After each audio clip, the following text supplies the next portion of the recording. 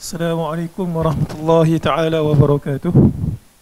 A'udzu billahi minasyaitonir rajim. Bismillahirrahmanirrahim. Wa bihi nasta'in ala umurid dunya waddin wa ala alihi wa sahbihi wa man tabi'ahum bi ihsanin ila yaumiddin. Amma ba'd. Muslimin muslimat yang dirahmati Allah. Alhamdulillah, Allah Subhanahu wa taala mengurniakan kita kesempatan pada pagi ini, dan seperti mana yang dimaklumkan sebentar tadi, ini merupakan daurah pertama kita setelah lebih kurang 3-4 bulan. Tidak 6 bulan. Saya terfikir saya stranded 3 bulan tu. 6 bulan lebih kurang tidak ada kuliah secara fizikal. Mudah-mudahan ini merupakan titik tolak kebaikan kita menghadiri majlis ilmu kepada majlis-majlis ilmu yang seterusnya. Seperti mana yang muslimin muslimat juga dimaklumkan sebentar tadi, daurah kita pada pagi ini adalah berkenaan dengan 40 hadis berkenaan Al-Quran. Kitab ini sebenarnya boleh dimuat turun di internet dalam bahasa Arab. Saya sendiri tak menjumpai terjemahan kitab ini. Ada mana-mana sahabat daripada Malaysia ataupun Indonesia yang pernah menterjemahkan kitab ini, tetapi ala kulihal hadis-hadis yang Syekh ini himpunkan adalah hadis-hadis yang biasa kita dengar. Cumanya hadis yang dikumpulkan itu kesemua sekali adalah berkaitan dengan Al-Quran. InsyaAllah pada pagi ini kita punya masa lebih kurang 2 jam. Saya seperti mana biasa tidak akan menghabiskan 2 jam straight. Kita akan rehat lebih kurang, lepas 50 minit kita rehat 10 minit, kemudian kita akan sambung. Kita tengoklah seberapa banyak hadis yang kita boleh baca pada pagi ini. Dan insyaAllah pada pagi ini saya akan mulakan dengan mukaddimah. Mukaddimah Syekh ini, bukan mukaddimah saya lah.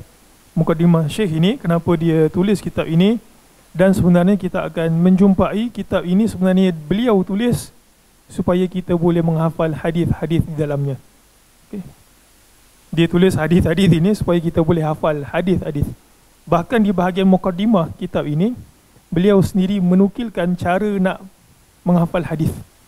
Okay. Beliau menukilkan cara nak menghafal hadis.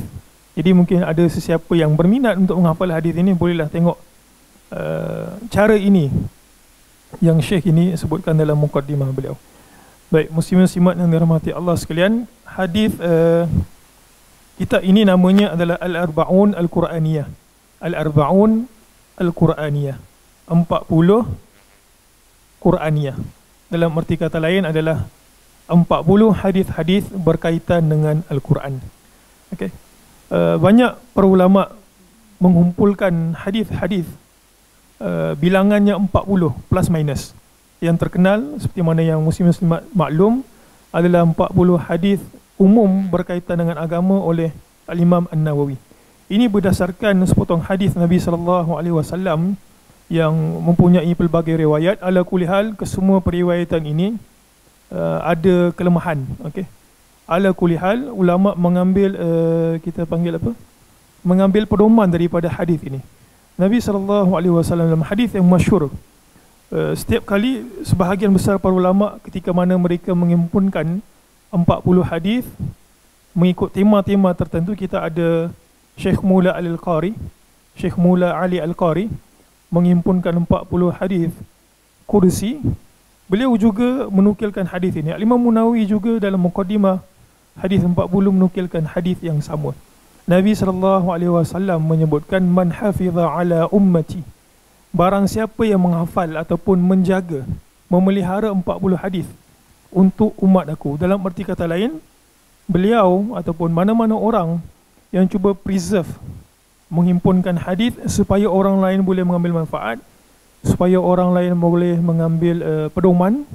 Nabi SAW dalam hadis itu menjanjikan beberapa perkara dalam pelbagai riwayat.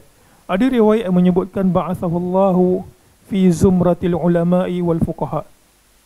Siapa yang menghimpunkan 40 hadis, reserve hadis untuk umat aku, Allah Subhanahu wa taala akan membangkitkannya bersama dengan golongan-golongan para ulama dan al-fuqaha, orang-orang faqih dalam agama. Dalam riwayat yang lain, Nabi SAW sebut ba'athahullahu aliman faqihan. Allah Subhanahu wa taala akan bangkitkan dia dalam keadaan dia itu berilmu dan juga faqih. Dan riwayat yang lain ni saya sebut ada 3 riwayat, lebih kurang sama je maksudnya. Tetapi sekali lagi hadis ini kesemua sekali adalah lemah. Pun begitu para ulama mengambilnya sebagai pedoman motivasi untuk kumpul 40 hadis. Kuntu lahu yaumal qiyamati syafi'an wa syahidan. Nabi SAW sebut, aku akan menjadi pemberi syafaat untuknya, maksudnya untuk orang yang mengumpulkan 40 hadis, dan juga aku akan menjadi saksinya di hadapan Allah Subhanahu wa taala. Jadi mungkin Syekh ini juga mengambil pedoman. Pengarang daripada kitab ini namanya adalah Ahmad bin Abdul Razak Al-Anqari. Ahmad bin Abdul Razak Al-Anqari. Kemungkinan besar beliau walaupun tidak menukilkan hadis ini, kemungkinan besar beliau juga mengambil pedoman daripada hadis yang saya sebutkan sebentar tadi. Baik, kita baca mukaddimah muka surat 16. Mungkin siapa yang ada kitab tu boleh buka lah. Boleh aja di download daripada internet. Type aja tu Al-Arba'un Al-Quraniyah, dia akan keluar. Baik. Bismillahirrahmanirrahim. Alhamdulillahirabbil alamin wassalatu wassalamu ala nabiyyina Muhammadin wa ala alihi wa sahbihi ajma'in, amma ba'd. Fahadha matanun al-arba'un al-Qur'aniyah. Jama'tu fihi 40 hadithan mimma sahha 'anil nabiy sallallahu alaihi wasallam fi fadaili wa ahkami wa adabil Qur'an. Kata Syekh ini pada permulaan buku beliau, matan ini 40 hadis berkenaan dengan Quran. Jama'tu fi 40 hadithan. Aku mengumpulkan di dalam kitab ini 40 hadis mimma sahha 'anil nabi sallallahu alaihi wasallam, yang sahih. Maksudnya memang kesemua hadis berada dalam kitab ini beliau himpunkan sahih belaka. Okey. Tidak seperti mana Al-Imam Nawawi, kitab beliau itu hadis 40 itu ada kritikan sedikit, di mana hadis-hadis yang terkumpul dalam kitab beliau, juga Syekh Mula Al-Qari, tidak kesemuanya sahih. Bahkan dalam kitab hadis Qudsi 40 karangan Mula Ali Al-Qari ataupun Sunan Mula Ali Al-Qari, terdapat satu hadis palsu di dalamnya. Tetapi Syekh ini kata, aku kumpulkan kesemua sekali sahih, hadis-hadis sahih. Maksudnya tidak ada keraguan untuk kita beramal dengan hadis yang beliau himpunkan. Fi fadail, menyebutkan kelebihan, ahkam, hukum hakam, adab berkaitan dengan Al-Quran. Wa haristu an ad'al haditha al-qaribul ibarah al-wadihul bayan likai yusahilu hifzahu wa yantafa'u bihi wa ya'malu bihi. Katanya, dan aku niatkan, haristu ni maksudnya aku inginkan hadis-hadis yang aku kumpul di dalamnya ini al-qaribul ibarah, mudah untuk difahami. Maksudnya ibarat-ibarat itu mudah. Al-wadihul bayan, jelas. Likai yusahila hifzahu. Dia kata kenapa dia kumpul?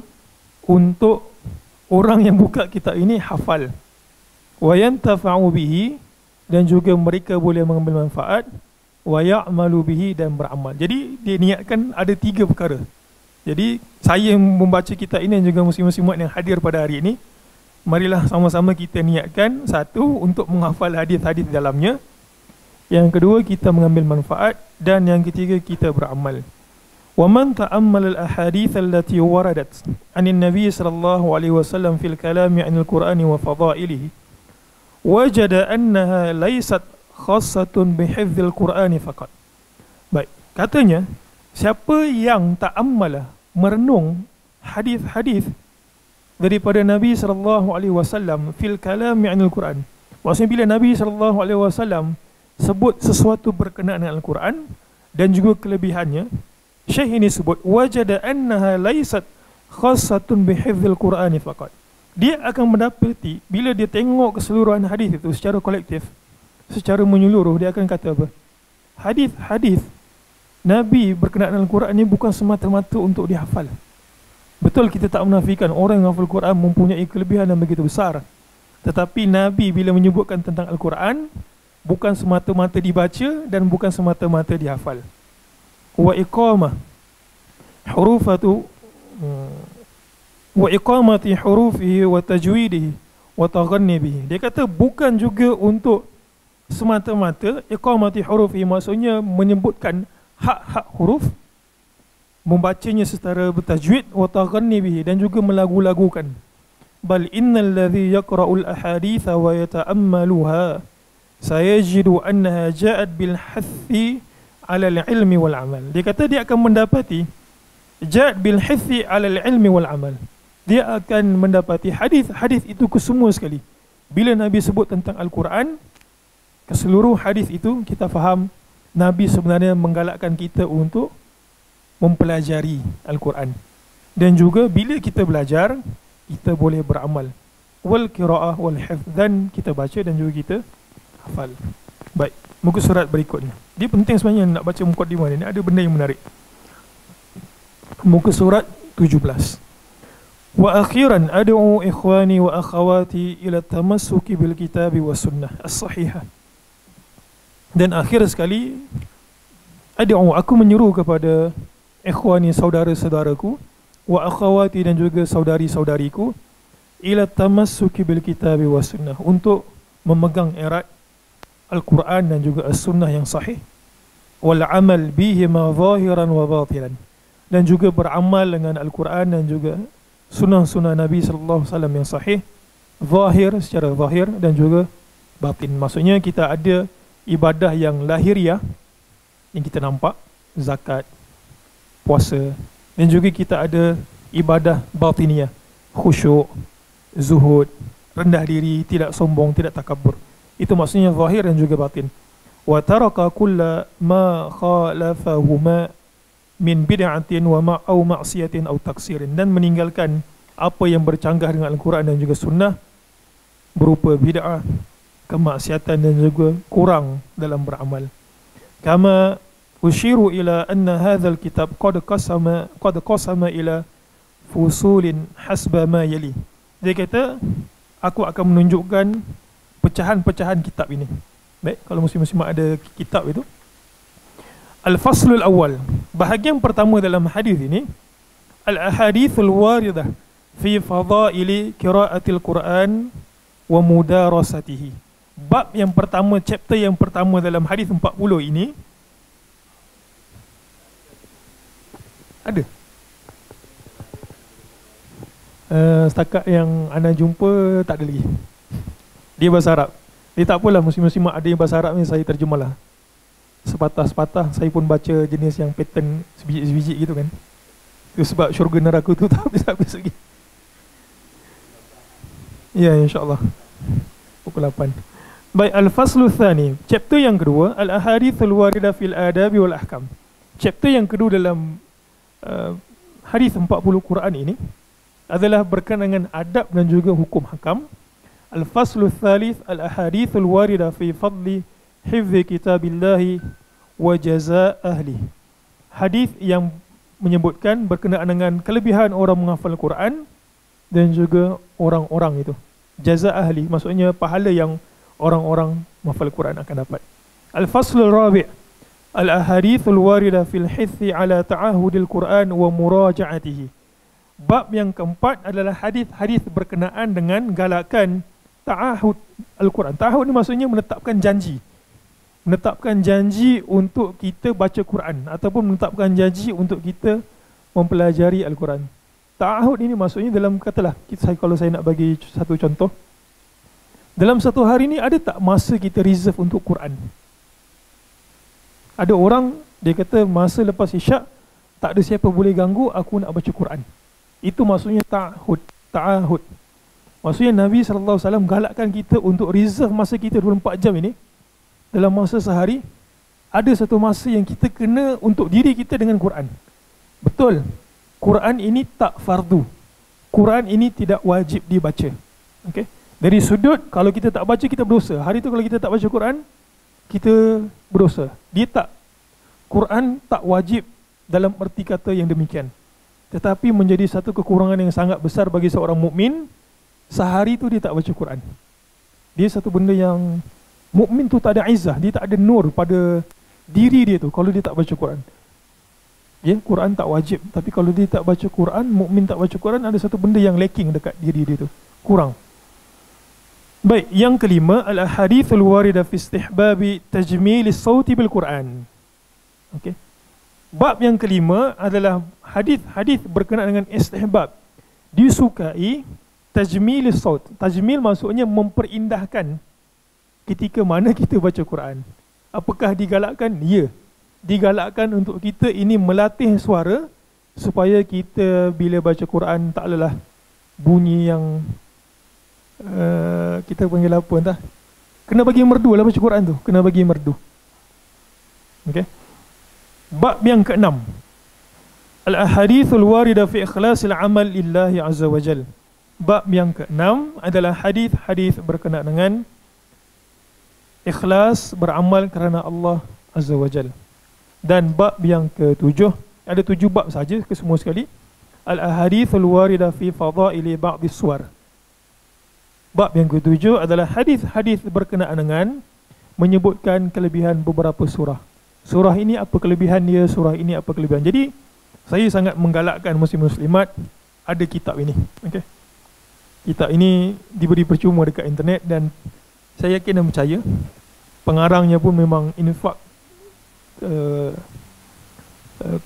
kitab beliau, dan beliau cuma kumpul saja, boleh di download. Hadza wa as'alullah at-taufiq was-sadad wal-ikhlas fil qawli wal amal wa as'aluhu subhanahu an yaghfira lana wa liwalidayna wa li usratil ahya'i minhum wal amwat wa li masyayikhina wa lil muslimina wal muslimat wa sallallahu ala nabiyyina Muhammad wa ala alihi wa sahbihi ajmain. Ini bukan penutup kepada kuliah tetapi penutup kepada mukaddimah. Baik, muka surat 19. Macam mana kita nak menghafal? Okey. Macam mana kita nak hafal? Hafal apa ni? Hafal hadis. Masya-Allah. Jazakallah. Dapat buku percuma lagi. Muslimat.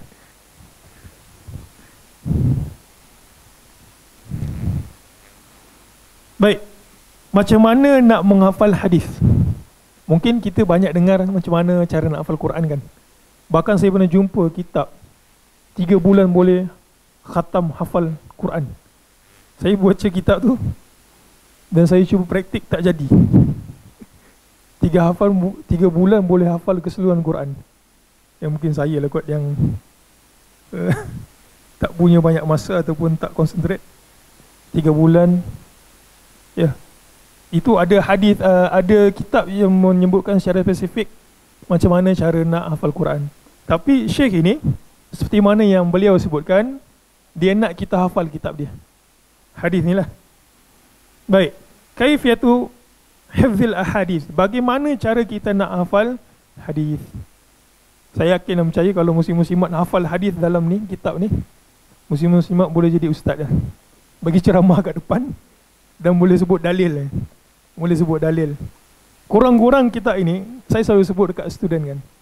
Saya sebut sepatah-sepatah apa yang saya sebut dalam kitab.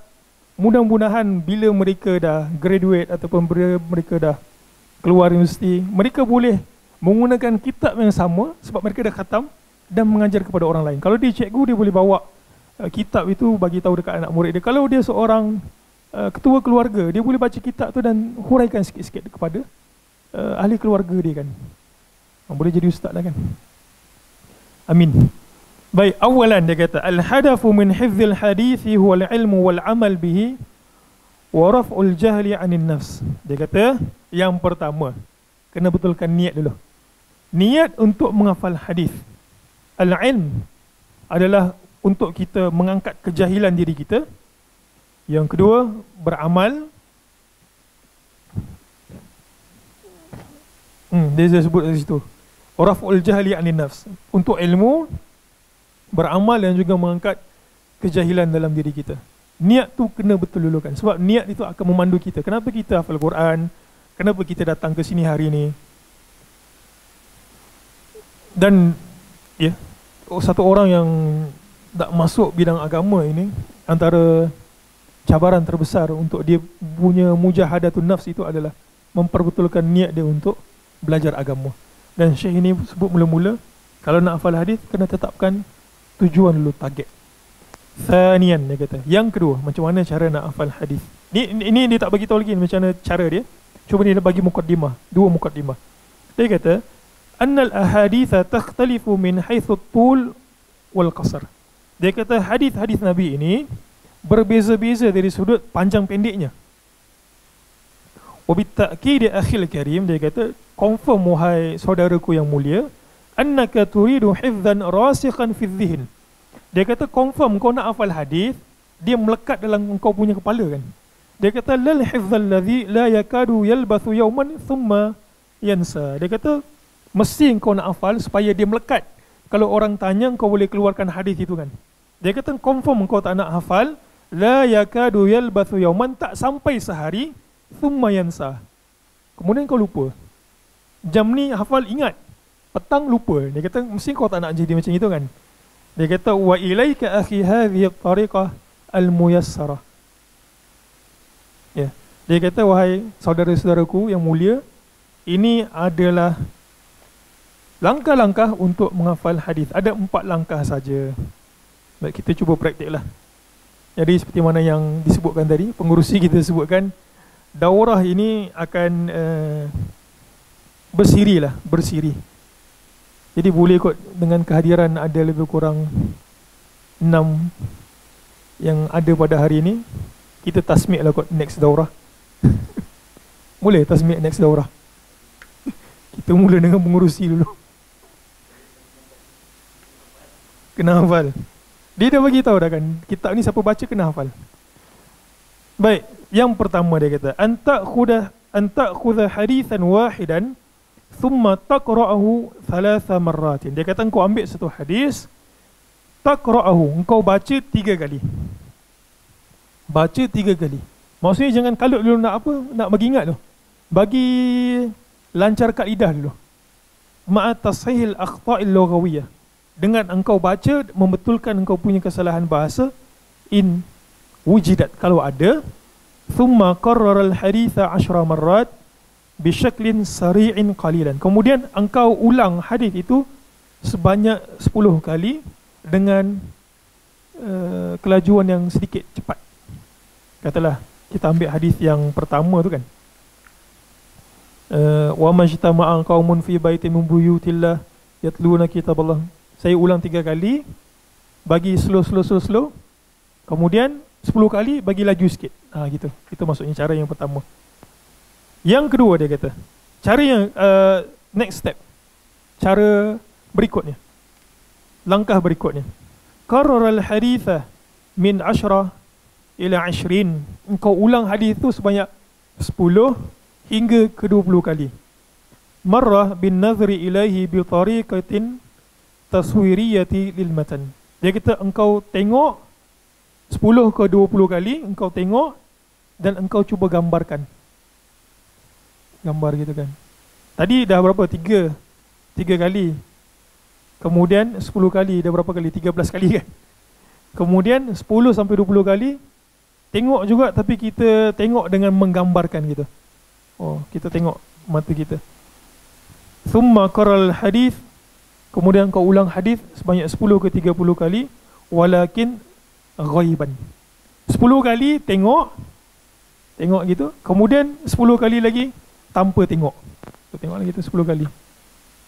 13 kali baca. Kemudian 10 kali gambarkan. Kemudian 10 kali pula ulang tanpa tengok. Ini cara Syekh ni lah. Yang ketiga,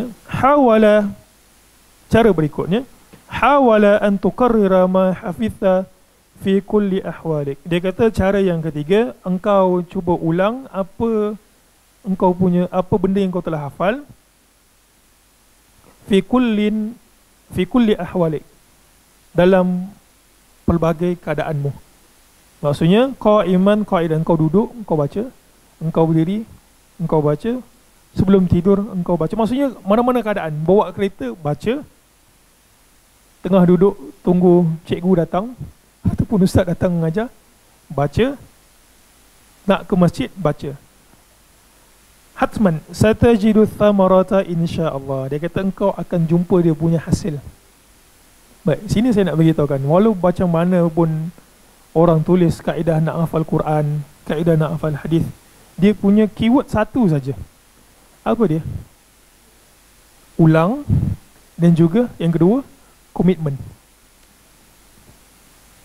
Biasanya orang lepas yang pertama tu kan, dia ulang.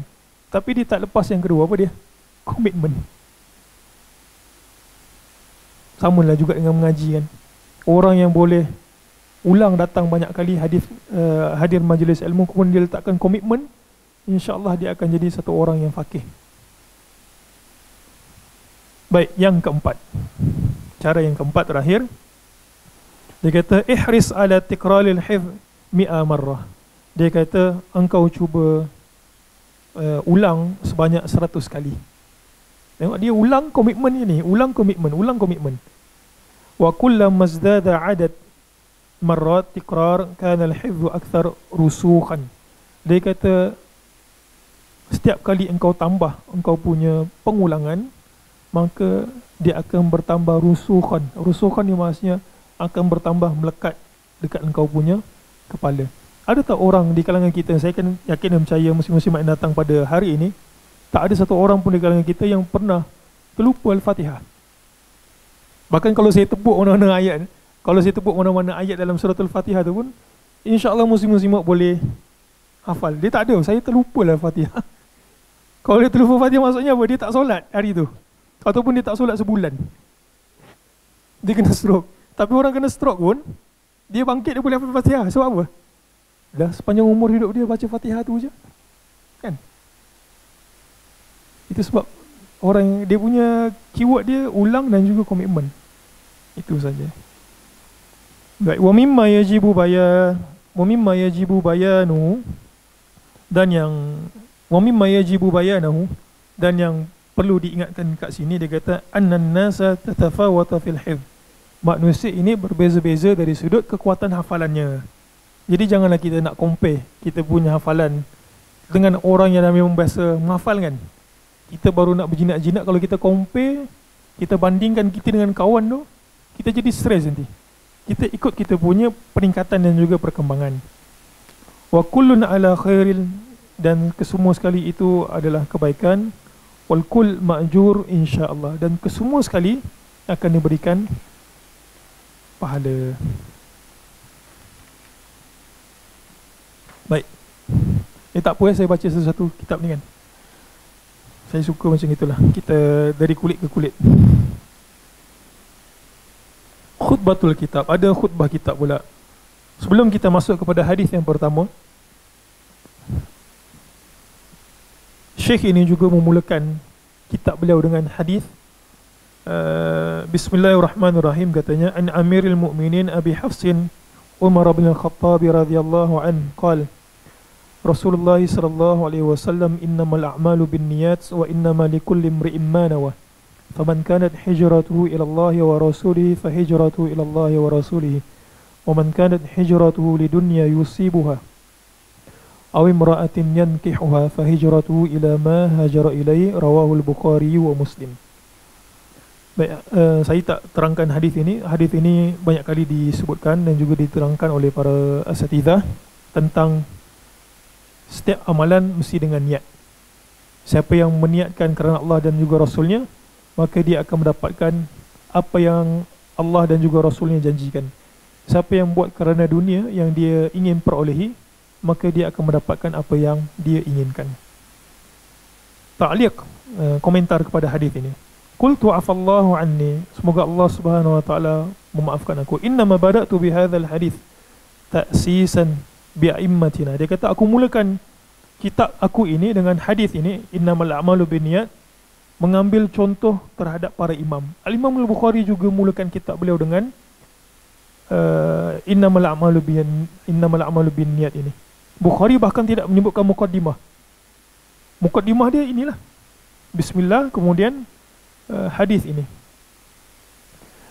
wa muqtadiyan bi imami ahli al-hadith bila naza'in Abu Abdullah al-Bukhari fi sahihihi wa qad kana salafu hadhihi al-ummati yastahibbuna iftitah al-kitab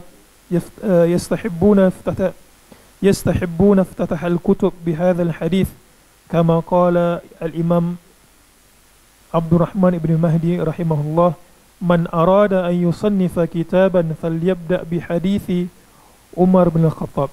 Dia kata Imam Al-Bukhari juga buka kitab beliau dengan hadis ini.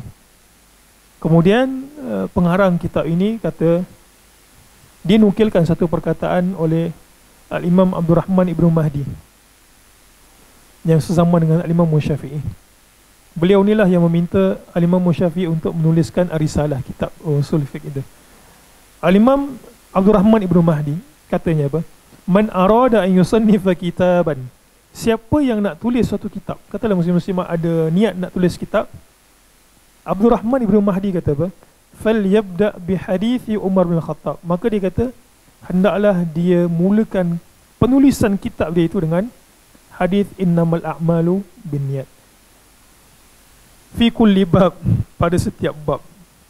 Falihadza bada'tu kitabi al-arba'un al-Qur'aniyah tanbihan li nafsi wa lil qari' wa lit talib ala tashih niyyati bi jami' a'malina al-bariza wal khafiyah. Dia kata oleh kerana itu aku mulakan kitab hadis 40 aku ini, 40 Quran, sebagai peringatan untuk diri aku, peringatan untuk yang membaca, dan juga peringatan untuk para pelajar untuk membetulkan niat.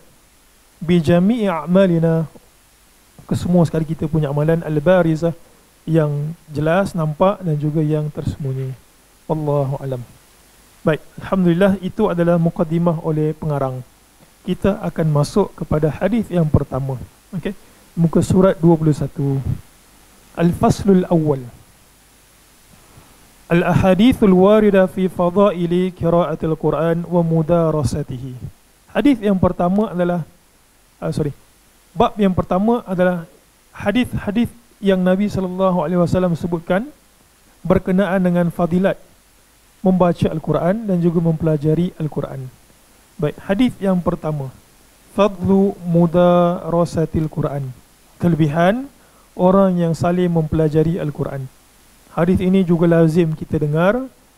An Abi Hurairah radhiyallahu anhu qala Rasulullah sallallahu alaihi wasallam wa majtama'a qaumun fi baitin min buyutillah yatluna kitaballahi wa yatadarasunahu bainahum illa nazalat alaihimus sakinah wa ghashiyatuhumur rahmah wa haffat bihimul malaikah wa dzakarahumullahu fi man 'indah wa man batta'a bihi 'amaluhu lam yusri' bihi nasabuhu. Rawahu Muslim wa Abu Dawud wa ghairuhuma. Baik, taklid sebelum saya huraikan hadis ini, pengarang memberikan sedikit komentar terhadap hadis. Dia kata hadzal hadis la yashmalul jama'ah faqat bal yashmalul fard. Dia kata hadis ini bukan semata-mata khusus untuk jamaah, maksudnya orang yang berkumpul, tetapi ia juga merangkumi al-fard, dia juga merangkumi individu. Aidan, falau qama syakhsun bimunfaridihi wa dzakarallaha hasala lahul fadl al-madhkur. Dia kata hatta walaupun satu orang itu bersendirian kemudian dia mengingati Allah, maka dia juga akan mendapat kelebihan yang hadis ini sebutkan. Baik, daripada Abu Hurairah radhiyallahu anhu, katanya, qala Rasulullah sallallahu alaihi wasallam, wa majtama'a qaumun fi baitin min buyutillah. Tidaklah suatu kaum itu berkumpul pada salah satu daripada rumah-rumah Allah. Mereka itu berkumpul bukan tujuan lain melainkan dua perkara. Yang pertama, yatluna kitab Allah. Mereka itu datang untuk membaca kitab Allah. Yang kedua, di samping mereka baca tilawatul Quran, mereka itu mempelajari wa yatadarasunahu. Yatadarasunahu ini dalam bahasa Arab ni kita terjemahkan sebagai saling mempelajari bainahum, di kalangan mereka. Baik, muslim muslimat, al-ijtima'u 'ala al-qira'ah, berkumpul untuk membaca, ini sebenarnya tidak semata-mata kita datang kemudian kita buat apa? Tadarus Quran.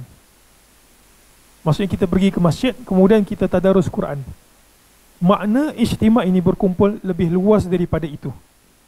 Dalam arti kata lain, katalah kita buat majlis ilmu dekat masjid untuk membacakan tafsir. Dia termasuk dalam hadis ini. Kita buat majlis ilmu, kita baca Quran, kemudian kita huraikan hukum hakam yang terdapat dalam ayat Al-Quran. Dia juga akan mendapat kelebihan yang disebutkan dalam hadis ini. Maksudnya tidak semata-mata berkumpul untuk membaca Quran. Dia lebih luas. Apa sahaja yang berkaitan dengan Quran, maka dia akan mendapatkan kelebihan yang Nabi SAW sebutkan dalam hadis ini. Baik. Yang kedua, saya nak sebutkan kat sini. Para ulama khilaf tentang bolehnya kita berkumpul di masjid, kemudian kita baca Quran secara berjemaah. Okay. Para ulama khilaf tentang hukum kita berkumpul di masjid, kemudian kita serentak baca Quran. Berkumpul ini, dia ada beberapa, kita panggil apa? Dia ada beberapa cara orang berkumpul. Cara yang sebahagian para ulama larang adalah berkumpul pada satu tempat di masjid, kemudian setiap seorang baca masing-masing. Katalah kita ada 7 orang, kemudian kita kumpul, kemudian ada satu orang kata engkau baca suratul Baqarah 1 hingga 100, engkau baca 101 hingga 200, engkau baca, maksudnya masing-masing, tapi dalam keadaan mereka itu berkumpul. Sebahagian para ulama kata benda tersebut tidak dilakukan oleh Nabi SAW. Tak pernah ada cara seperti itu. Bahkan ada sahabat dalam riwayat Darimi membantah. Abu Musa al-Asy'ari dan juga Abdullah bin Mas'ud bantah ada orang berkumpul dekat Masjid Nabawi dengan cara seperti itu. Maksudnya yang itu disebutkan mereka berzikir, tapi mereka menjadikan hadis itu sebagai dalil tidak boleh berkumpul seperti itu. Kenapa? Satu, dia punya faedah itu tidak ada. Okay? Mereka berikan alasan faedahnya itu tidak ada. Kenapa kita sebutkan? Kenapa tidak orang yang berkumpul itu baca di sudut-sudut yang tertentu? Maksudnya dah kita tak, kita apa? Kita panggil, kita tidak, kita baca itu secara sendiri-sendiri. Jadi kenapa tidak kita berpisah saja? Itu lebih boleh kita menghayati bacaan kita sendiri daripada masing-masing kita berkumpul, kemudian kita dengar suara orang keliling kita dan kita terganggu bacaan. Oleh yang demikian, mereka katakan lebih afdal kalau dengan cara seperti ini, lebih afdal adalah untuk tidak berkumpul. Dia kata apa faedahnya untuk berkumpul?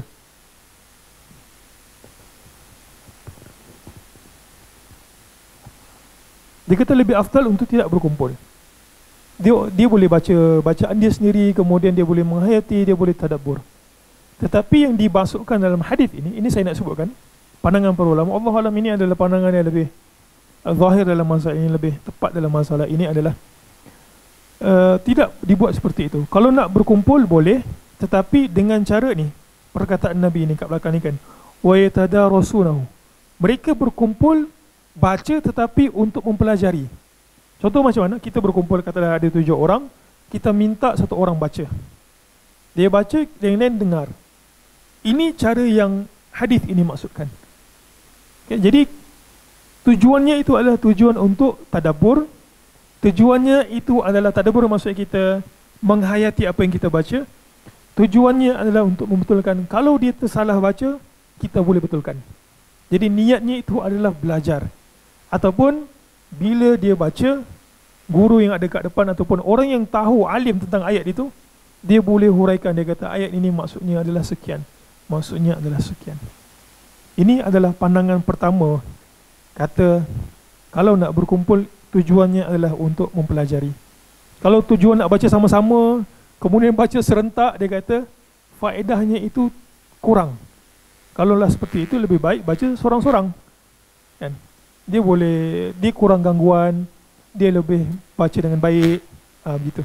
Pun begitu, Al-Imam Nawawi Dan juga ada sebahagian masyayikh, di antaranya ada Syekh Abdul Aziz bin Baz kata cara yang saya sebutkan tadi itu, yang dibantah oleh sebagian orang, kata diperbolehkan, tak ada masalah. Ini khilaf yang berlaku lah. Katalah kalau ada orang buat juga, mungkin mereka memilih pandangan Al-Imam Nawawi berdasarkan hadis ini secara umum, secara umum. Tapi berkumpul itu mungkin kalau mereka mengikut pandangan yang kedua ini, maksudnya boleh berkumpul kemudian baca serentak, kita nasihatkan supaya tidak mengganggu jamaah yang ada dalam masjid. Itu saja. Baik, kemudian disebutkan fi baitin min buyutillah. Kita sekarang ni berada di Baitul Salam M Koba, bukan kat masjid. Apakah kita juga termasuk dalam hadis ini? Ini bukan masjid kan? Walaupun ada sejadah kat depan, tapi ini bukan masjid. Apakah dia termasuk? Ya, wallahu alam dia termasuk. Tetapi Nabi SAW menyebutkan buyut Allah, Baitullah, rumah Allah, untuk menunjukkan kemuliaan. Maksudnya kemuncak kemuliaan orang itu boleh berkumpul adalah di rumah Allah Subhanahu Wa Taala, dan mereka baca Quran, mempelajari Al-Quran. Wallahu alam.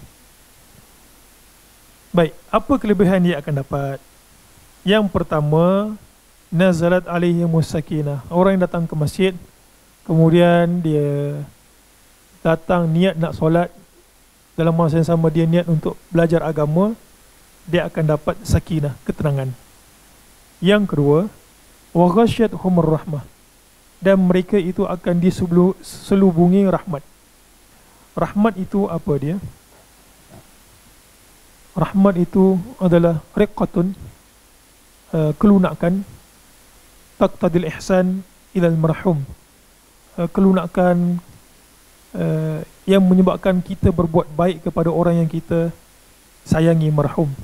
Maka Allah Subhanahu Wa Taala mengurniakan rahmat. Maksudnya Allah Taala akan berikan kita kebaikan, ihsan kepada kita. Wa haffat bihimul malaikah, malaikat akan menyelubungi mereka.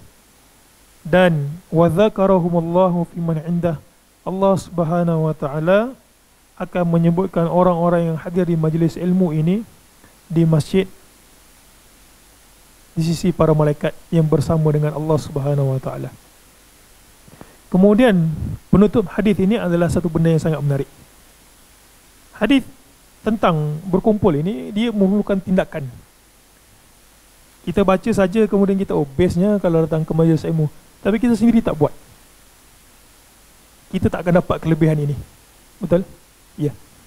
Kita tak akan dapat kelebihan tenang, kita tak akan dapat kelebihan rahmat dan sebagainya kalau kita tak buat hadis ini. Penutup hadis ini satu benda yang menarik, peringatan kepada kita. Nabi SAW sebut apa?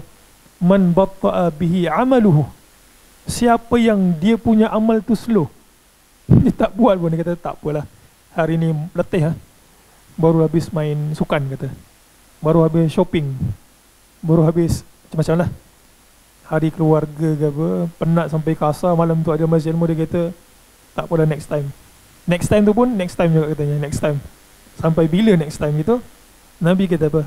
Wa man batta'a bihi amaluhu, siapa yang dia punya amal itu slow, lam yusri' bihi nasabuhu, dia tidak akan dicepatkan kerana keturunannya.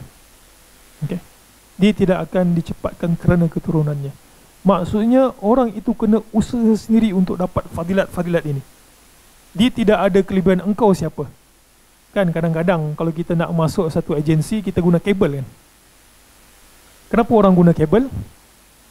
Satu, confirm dapat. Yang kedua, nak cepat. Dan Nabi bagi tahu, dekat akhirat kabel tak ada. Kabel tak ada. Itu sebab Nabi kata, wa man batta'a bi amaluhu, siapa yang dia punya amal lambat, dia tidak akan dicepatkan oleh nasabnya. Maksudnya tak ada istilah cepat lambat. Lambat masuk syurga, cepat masuk neraka, ataupun sebaliknya, kerana nasab. Dan muslim-muslimat, kelebihan ini Allah Subhanahu Wa Taala berikan kepada majlis ilmu dan tidak diberikan kepada majlis-majlis yang lain. Dalam arti kata lain, orang yang menghadiri majlis ilmu dia akan mendapatkan kesemua fadilat ini. Kita sendiri boleh rasa sebenarnya kan, kita ada majlis macam-macam majlis. Yang majlis yang popular sekarang apa? Majlis kahwin. Majlis kahwin yang orang kata tak ikut SOP dan sebagainya. Tempat saya pun COVID naik sebabkan kenduri kahwin. Kena PKP dah tempat saya. Tak tahu PKP sebab majlis kenduri kahwin. Kita ada macam-macam majlis kan. Kadang-kadang kita pergi majlis itu, ia tak salah sebenarnya, tapi ada sebagian majlis yang menyebabkan jiwa kita tu jadi kontang, kering, dan juga kita balik kita penat.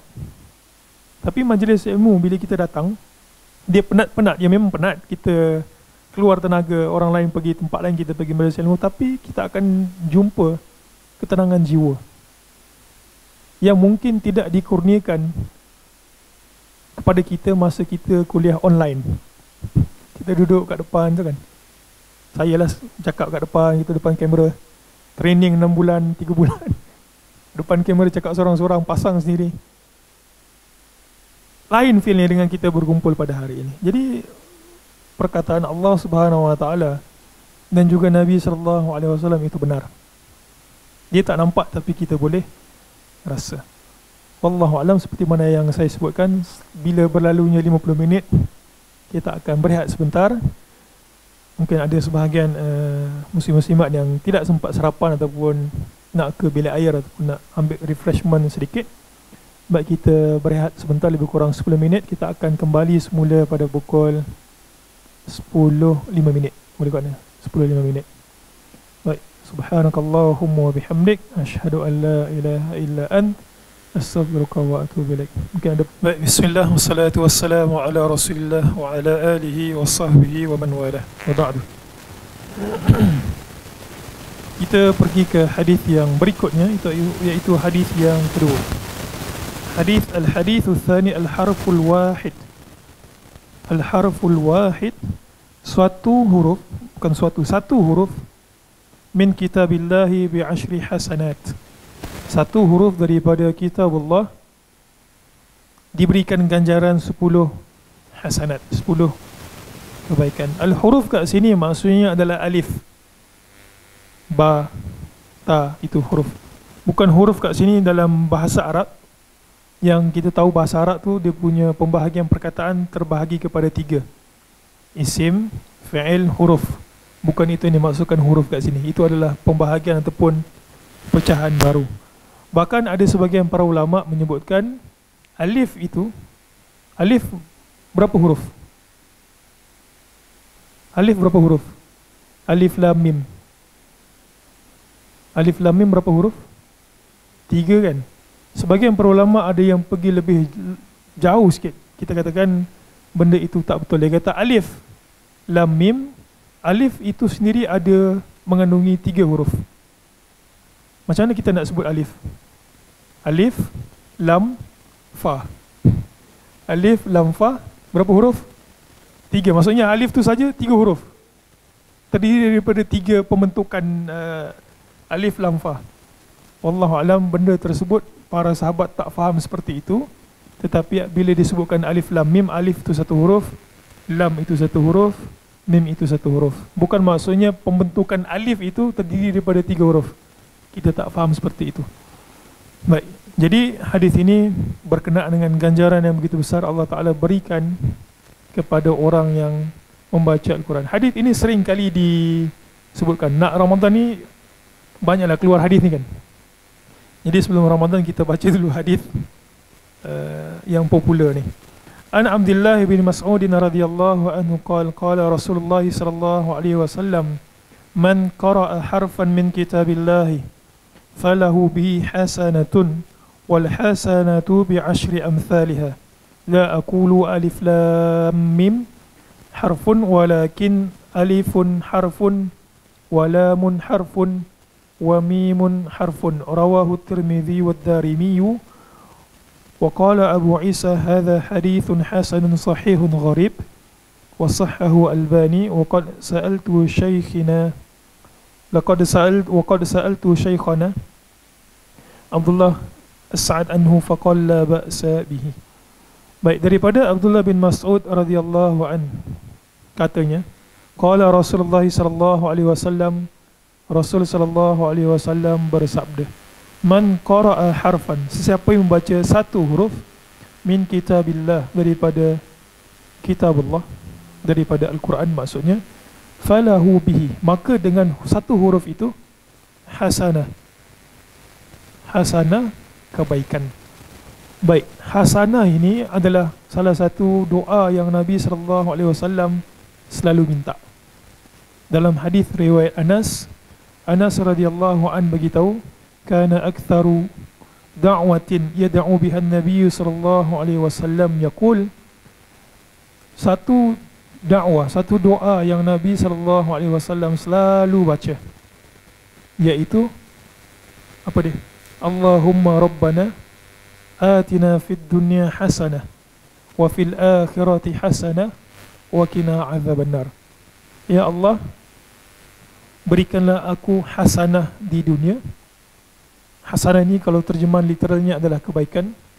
Hasanah fil akhirah, kebaikan di akhirat, dan lindungi aku daripada api neraka. Hasanah itu sendiri apa dia? Baik, Al-Imam Ibnu Kathir ketika mengulas ayat ini, sebenarnya ayat Quran juga yang kita selalu baca. Al-Imam Ibnu Kathir sebutkan, dia kata al-hasanah fid dunya, yang Allah Subhanahu wa taala minta kita minta kebaikan di dunia, katanya berupa matlub duniawi, suatu benda yang manusia itu minta dekat dunia. Apa contoh kebaikan dunia? Al-Imam Ibnu Kathir sendiri menyebutkan afiah, kesihatan. Lagi apa dia sebut? Dar rahbah, tempat yang baik, rumah yang baik. Wa zaujah hasanah, isteri yang baik. Kesemua itu adalah hasanah. Kalau hasanah dekat akhirat, apa dia? Kemuncak kepada hasanah dekat akhirat ini adalah seperti mana yang Ibnu Kathir sebutkan, adalah masuk ke dalam syurga. Dan selain daripada kemuncak masuk ke dalam syurga, hasanah dekat akhirat juga berupa apa? Masa orang gerun berjumpa dengan Allah Subhanahu wa taala, untuk dibacakan hisabnya satu persatu, dia diberikan ketenangan. Itu juga hasanah. Dia dapat melalui titian sirat dengan lancar dan juga baik, tanpa terjatuh. Itu juga hasanah. Dan kita minta hasanah, hasanah, hasanah ini, dan baca Quran, Allah Ta'ala berikan hasanah. Menariknya muslim-muslimat, cuba muslim-muslimat tengok perkataan itu kan, hasanah. Dia tak ada alif lam. Okay, dalam bahasa Arab, kalau kita sebut al-hasanah, kita minta kebaikan yang khusus. Tetapi bila tidak disebutkan alif lam, dalam bahasa Arab ni kita panggil sebagai nakirah, secara umum sahaja, maksudnya Allah Ta'ala akan berikan apa sahaja bentuk kebaikan bila orang itu baca Quran. Bukan satu balas satu, satu huruf Allah Ta'ala akan berikan 10 kebaikan. Kebaikan ini termasuklah pahala muslim-muslimat. Itu sebab ada sebahagian salaf, Ad-Diya Al-Maqdisi, diberikan wasiat oleh Ibrahim Al-Maqdisi. Saya dengar kisah ini pertama sekali masa Syekh Mahir Yasin datang ke Malaysia. Salah satu yang berikan prakata terhadap matan ini. Saya dengar kisah itu. Ibrahim Al-Maqdisi berikan wasiat kepada Dia Al-Maqdisi. Dia kata, kalau engkau ada kelapangan, engkau bermusafir, engkau bacalah Quran. Lalu Dia Al-Maqdisi kata, bila aku baca Quran, semakin banyak aku baca Quran, maka sebab dia safar untuk menuntut hadis, menuntut ilmu hadis, kemudian dia tulis hadis, dia samak hadis, dia pergi musafir. Dan dia kata, jarab tu, aku cuba pesanan Ibrahim Al-Maqdisi. Dia pesan apa? Banyak baca Quran. Dia kata, semakin aku banyak baca Quran, semakin banyak pula hadis aku dapat. Semakin banyak hadis aku dapat. Dan menariknya muslim-muslimat, seperti mana yang saya sebutkan, di sini Allah tidak menunjukkan secara khusus, Nabi sallallahu alaihi wasallam tidak menunjukkan secara khusus kebaikan apa yang Allah Ta'ala nak beri kepada orang baca Quran. Dia sebut begitu je, 10 kebaikan. Bahkan tidak disebutkan pahala, kebaikan. Dan kita tahu bahawa pahala merupakan salah satu kebaikan. Jadi kat sini menunjukkan Al-Quran itu ada keberkatan. Al-Quran ada keberkatan. berdasarkan hadis ini. Hasanah, apa saja bentuk kebaikan. Wal hasanatu bi asyri amsalihah. Dan 10 kebaikan itu dia punya hasanah itu bi asyri amsalihah, sebandingnya 10. Maksudnya Allah Taala akan mengadakan 10 kebaikan untuk satu huruf. La aqul alif lam mim harfun, aku tidak mengatakan, Nabi kata alif lam itu satu huruf, tetapi alif harfun, alif satu huruf, maksudnya 10 kebaikan, lam 10 kebaikan, mim 10 kebaikan. Alif satu huruf bersamaan dengan 10 kebaikan, lam satu huruf bersamaan dengan 10 kebaikan, mim satu huruf bersamaan dengan 10 kebaikan. Jadi banyak kebaikan yang orang boleh perolehi bila dia baca Quran. Jadi kenapa kita tak nak baca Quran? Kita sebut apa tadi? Ta'ahud, meletakkan satu masa kita dalam 24 jam itu yang orang lain tak boleh ganggu. Dia lain ni muslim-muslimat. Kita tetapkan masa tu. Maksudnya bila kita kata masa ni untuk aku baca Quran, tak ada orang akan WhatsApp kita. Kalau dia WhatsApp, kita tak balas. Handset kita tak kita baca Quran gitu, tak dipanggil ta'ahud kan. Macam kita apa, dating itulah, dating dengan apa, dating dengan isteri ke apa. Kan jadi tak seronok kalau tengah dating itu kita pun main handset. Dia tak temu janji lah kan. Bila kita temu janji tu maksud kita khas ini untuk Quran. Anak-anak pun tak boleh kacau, isteri pun tak boleh kacau, dia dengan Quran. Maka kenapa tidak kita buat seperti itu dengan Al-Quran? Baik, hadis ini memberikan pengajaran kepada kita, galakan untuk baca Quran dan betapa rahmatnya Allah Subhanahu Wa Taala kepada hamba-Nya. Ini baca saja tau, baca saja. Tak faham tak faham cerita lain. Dia baca saja. Dia baca Bismillahirrahmanirrahim. Dalam arti kata lain muslim-muslimat, di antara benda yang kita kena titik beratkan adalah kita ini boleh baca Quran dengan lancar. Okey. Kita ini boleh baca Quran dengan lancar. Dia up level, faham, tadabbur, amal. Up lagi kita hafal Quran. Itulah dia punya step by step. Kalaulah kita ada ahli keluarga, kita ada katalah anak-anak ataupun ahli keluarga kita, leburkan sikit duit kita itu supaya kita boleh faham Al-Quran. Kalau pergi mengaji, letakkan kita punya portion rezeki kita itu supaya ada di kalangan ahli keluarga kita yang masih tak boleh baca Quran, baca Quran. Di kebaikan yang sangat besar. Baca saja ada 10 kebaikan untuk satu huruf. Baik, hadis yang berikutnya. Al-hadithul thalith. Syafa'atul Quran li ashabihi yaumal qiyamah. Syafa'at. Syafa'ah ini daripada perkataan syafa'un. Kan orang sebut syafa'at itu, syafa'at ini. Kadang-kadang masa nak baca Yasin ila hadratin Nabi kan, ila hadratin Nabi, syafaat itu, syafaat ini. Syafaat itu apa sebenarnya muslim-muslimat? Syafaat diambil daripada perkataan syafa', shin fa ain, shin fa ain. Syafa' tu maksud dia, syafa' itu kalau terjemahan literalnya adalah genap. Genap lawannya adalah ganjil. Ganjil dalam bahasa Arab kita panggil witir. Witir lawannya syafa'. Witir lawannya syafa'. Syafa' genap, witir ganjil. Dari sudut istilah yang muslim-muslimat boleh faham, syafa' ini adalah tawassut lil ghair, meminta pertolongan orang ataupun meminta pertolongan selain daripada diri kita sendiri, meminta pertolongan yang lain untuk mendapatkan dua perkara. Yang pertama apa dia? Mendapatkan manfaat. Yang kedua, menolak mudarat. Dekat akhirat, kita datang jumpa Allah Subhanahu Wa Taala, kita mengharapkan syafaat. Dalam arti kata lain, kita mengharapkan kita ada orang boleh tolong kita supaya mendapatkan kebaikan, ataupun ada sesuatu yang boleh tolong kita untuk menolak kemudaratan. Dan Allah Subhanahu Wa Taala memberikan Quran syafaat kepada sahibnya. Apakah kita sahib Quran? Itu menjadi satu pertanyaan. Banyak disebut ni, sahib. Nabi SAW tak menggunakan perkataan qari'. Nabi tak menggunakan pembaca Quran. Tetapi Nabi gunakan perkataan sahib. Hanya yang sahib sahaja yang mendapat syafaat. Dalam bahasa mudah, yang bersahabat dengan Quran. Katalah kita jumpa dekat tepi jalan tu, ada satu orang pacik. Apakah kita boleh sebut ini aku punya sahabat? Tak, kita tak boleh. Walaupun dia Muslim, kita tak. Jadi kita boleh katakan dia merupakan ikhwah saya, dia merupakan saudara saya. Tapi kita tak boleh katakan dia itu kita punya sahib, kita punya sahabat. Sebab kita tidak melazimi dia, kita tak kenal dia. Jadi ganjaran yang Allah Subhanahu Wa Taala ini berikan adalah kepada sahibul Quran, yang berdampingan dengan Quran. Baik, syafaat ini muslim muslimat, saya pernah sebut dekat sini dulu, ada 3 syarat syafaat. Syarat yang pertama adalah Allah Subhanahu Wa Taala redha kepada orang yang memberikan syafaat.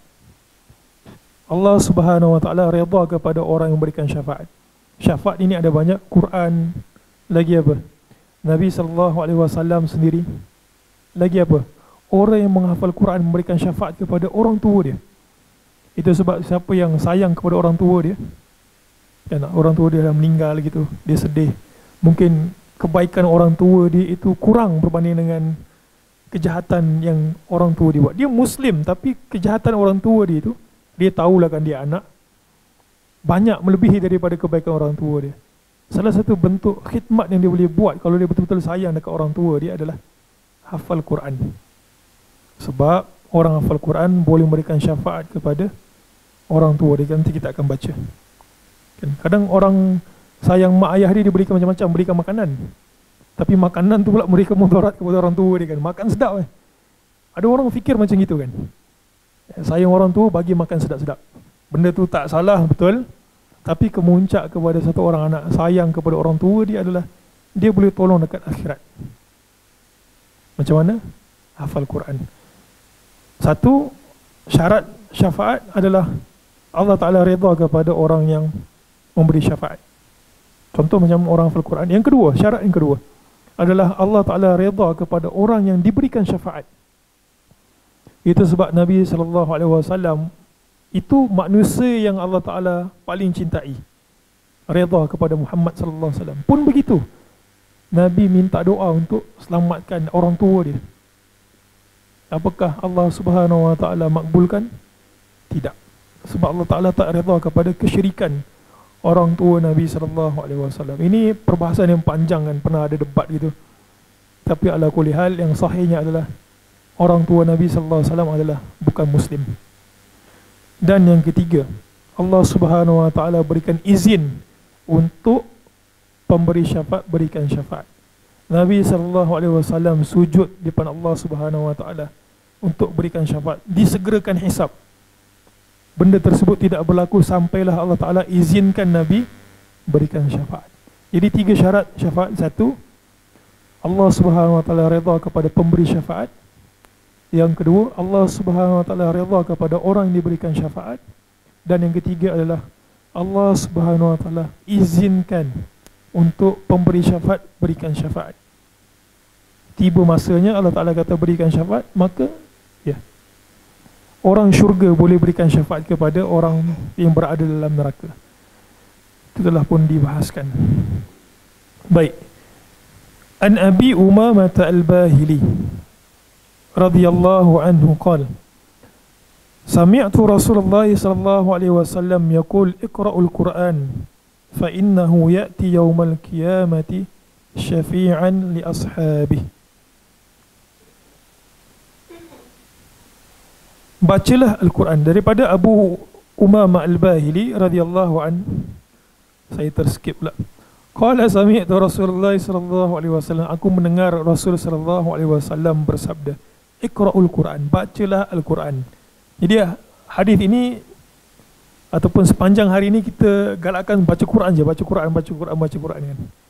Kita apa? Kita galakkan kepada yang datang ini. Saya lah termasuk yang berbicara ini. Dan juga mungkin muslim-muslimat yang mendengar melalui talian online. Kita apa? Momokkan dengan baca Quran, baca Quran, baca Quran. Sampai kita itu timbul nak baca Quran. Nabi perintahkan Iqra'ul Quran, bacalah Quran. Iqra'u kat sini maksudnya mulazamah. Itu yang kita panggil sebagai sahib. Bacalah Al-Quran, fa innahu ya'ti yaumal qiyamati syafi'an li ashabi. Kerana Al-Quran itu akan datang tolong orang yang berteman dengan dia. Syafi'an, memberikan syafaat, li ashabihi, kepada sahibnya. Baik, perkataan sahib itu seperti mana yang saya sebutkan tadi, ulama berbeza pendapat. Ada yang mengatakan sahib Al-Quran seperti mana yang Ibnu Hajar Asqalani sebut, sahib maksudnya adalah hafiz, orang yang hafal Quran.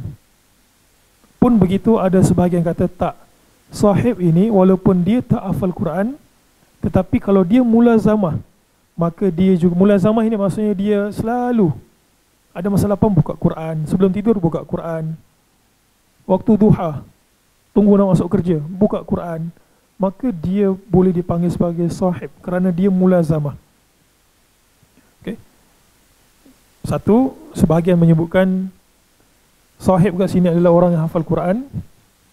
Pun begitu, ada yang kata tak, wallahu alam, ini lebih rajihnya adalah walaupun dia tak menghafal Quran, tapi dia selalu baca Quran, sahib, maka dia juga boleh dapat pahala ini. Kemudian yang keduanya, sahib itu tidak dipanggil sahib melainkan dia kena beramal dengan Quran. Dia hafal Quran macam mana sekalipun, tapi kalau dia punya perangai tak macam perangai Quran, apakah dia sahib? Tak. Baik, ta'liq fil hadis itsbatu lisyafa'ati yaumal qiyamah. Syekh ini sebut, hadis ini menyebutkan ketetapan wujudnya syafaat pada hari kiamat. Ala ikhtilafi asy-syafa'at wa syufa'a. Berbeza-beza pemberi syafaat, berbeza-beza jenis-jenis syafaat. Wa syafa'atu la takunu illa lil muwahhid. Syafaat tidak dapat melainkan orang itu mesti muwahhid. Muwahhid maksudnya apa? Ahli tauhid. Ammal musyrik, adapun orang-orang musyrik, falaysa lahu syafa'ah. Orang yang musyrik tidak akan mendapat syafaat. Walau kana min ahfadhin nasi lil Quran. Katalah dia dulu sebelum dia murtad, dia hafal Quran, kemudian dia murtad, apakah dia dipanggil sebagai sahib? Katanya adalah tidak. Walaupun dia itu paling sedap bacaannya, paling kuat ingatannya, tapi kalau dia musyrik, ya kita tak terbayanglah kan orang tu hafal Quran tiba-tiba jadi musyrik. Bacaannya lancar, kemudian pun berlaku juga ada yang murtad, tapi kebiasaannya orang hafal Quran tu dia jagalah dia punya akidah. Lianna amalahu qad habita fid dunya bisabab syirk wa la yuqbala minhu fil akhirati kadzalik. Kerana amalannya kesemua sekali binasa disebabkan kesyirikan dan tidak diterima pada hari akhirat. Iyadzan billahi minasyirki wa ahli. Habis, saya target 10 hadis hari ni. Sempat. Al-hadithur rabi', hadis yang keempat. Ini juga saya telah pun syarahkan masa kitab At-Tibyan, tapi mungkin sebahagiannya tidak ada pada hari saya terang tu, saya terang baliklah. Hadis yang keempat, mathalul mu'min alladhi yaqra'ul Qur'an wal munafiq. Perumpamaan orang mukmin yang baca Quran dan juga orang munafik. Sekarang kita ini nak kategori mana kan? Dia kategori orang beriman, baca Quran, beriman tak baca Quran. Orang munafik ataupun kafir tak beriman, dia baca Quran. Orang munafik yang tak baca Quran. Yang paling teruk sekali munafik, kafir, tak baca Quran lah. Yang paling sengsara jiwanya adalah orang munafik, dia baca Quran. Berlakon ni saya rasa antara pekerjaan yang susah. Berpura-pura baik depan orang, dia jiwa dia tu akan lama kelamaan akan terdedah juga kalau dia berpura-pura. Dia jiwa dia sakit. Nak jiwa dia tu lain, tapi dia kena tunjuk depan orang benda lain yang bertentangan dengan naluri dia. Baik, kita ini kategori yang mana? An Abi Musa al-Ash'ari radhiyallahu an, qala Rasulullah sallallahu alaihi wasallam, mathalul mu'min alladhi yaqra'ul Qur'an kamathalil utrujah rihuha. Ini dia salah baris kau ni, raihuha. rihuha tayyibun wa ta'muha tayyibun. Wa mathalul mu'min alladhi la yaqra'ul Qur'an kamathalit tamrah la riha laha wa ta'muha hulwun. Wa mathalul munafiq alladhi yaqra'ul Qur'an mathalur raihanah rihuha tayyibun wa ta'muha murrun. Wa mathalul munafiq alladhi la yaqra'ul Qur'an kamathali hanzalah laisa laha rihun wa ta'muha murrun. Baik, ada 4 kategori manusia dengan Quran. Kita ni ada kat mana? Sama-sama lah kita muhasabah kan. Malam tadi ada tak baca Quran? Jumaat, Khamis ada tak baca Quran? Oh, sibuk sikit terlepas. Kita semaklah sama-sama. Nabi SAW sebutkan mathalul mu'min, perumpamaan orang yang baca Quran, orang mukmin yang baca Quran, kamathalil utrujah rihuha tayyibun wa ta'muha tayyibun. Perumpamaan orang mukmin yang baca Quran seperti mana buah utrujah. Utrujah ni buah apa entah? Saya cari juga terjemahan buah utrujah ni. Utrujah ni dia bentuk dia kategori buah sitrus. Apa kategori buah sitrus? Limau, lemon, tapi dia bukan masam. Utrujah ni digambarkan buahnya kategori sitrus, manis dan juga berbau harum. Utrujah. Jadi kita panggil buah-buahan sitrus lah. Sitrus. Rihuha tayyibun. Baik, kalau muslim-muslimat tengok hadis ini, Nabi akan berikan dua gambaran terhadap tumbuh-tumbuhan. Satu, Nabi sebut tentang dia punya bau, dia punya smell itu. Yang kedua, dia punya rasa. Okay. Nabi sebut sitrus, baunya harum, kemudian rasanya manis. Ibnu Hajar al-Asqalani sebut, kenapa Nabi sebut berkenaan dengan rasa? Kerana orang mukmin ini, dia punya akidah, dia punya iman tak hilang kalau dia tak baca Quran sekalipun. Orang mukmin, kalau dia tak baca Quran sekalipun, jiwa dia itu masih lagi jiwa manis. Maksudnya kita sebutlah jiwa manis. Sedap jiwa dia, walaupun dia tak baca Quran. Itu perumpamaan rasa itu Nabi ibaratkan dengan iman. Sebab iman itu kekal. Rasa itu maksudnya kekal. Dan izzah satu orang mukmin itu Nabi gambarkan seperti dia punya bau. Boleh hilang, boleh ada kembali, bergantung apa yang dia buat. Satu. Yang kedua, Ibnu Hajar sekali ni sebut tentang keajaiban buah sitrus ini, utrujah. Utrujah ini Ibnu Hajar kata banyak dia punya manfaat. Boleh dimakan. Ini dalam Fathul Bari disebutkan, kulitnya boleh dibuat ubat. Bijinya boleh dijadikan minyak dan diambil manfaat. Bahkan yang lebih menariknya, siapa sini pengamal perubatan Islam kan? Apa di antara yang tak disukai oleh jin kat dalam rumah? Bila ada benda-benda yang tajam. Di antaranya adalah buah-buah ni lah, buah-buah lemon, limau. Lalu Ibnu Hajar kata, bila ada buah sitrus, syaitan tak masuk, jin tak masuk. Tanyalah yang beramal. Saya tahu juga, saya pernah dengar dan juga Ibnu Hajar sendiri sebut. Dia kata gitulah. Bila baca Quran kat rumah, jin tak masuk. Jadi betul, tepat perumpamaan dengan buah sitrus.